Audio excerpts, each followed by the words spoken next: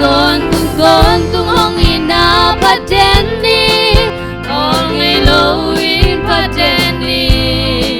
lam dam hong ina tu gen in sa sa mai ni nung dam min to pa nang tung lo min ke bang le nong i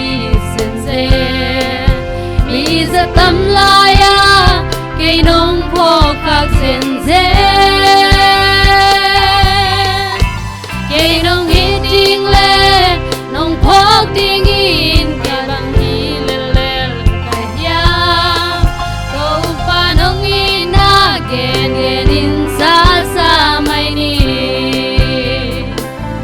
tul ngei lo to pai na pha chen ni sim nai sim pha ten ni it bang lo ke bang le nong in man pha tôn tung ni a tôn tung hong in na pha ten ni hong ei lo in pha ten ni lam dang hong in na chu gen in sa sa mai ni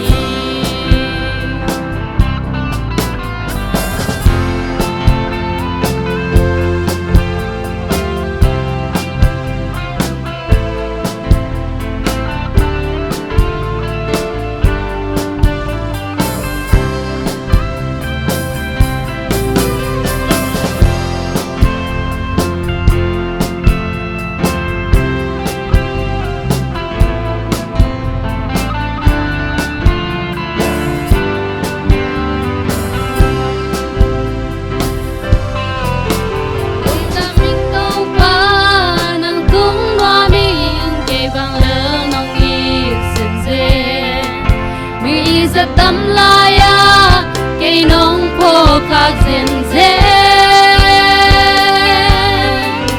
cây nong hi ting le nong phok ting in cây bang hi le le ka ya to pa nong i na gen in sa sa mai ni tul ngei lo to pai na pa chen ni sim nai sim pha ten ni i bang lo ke bang le nong in man pha tôn tung ni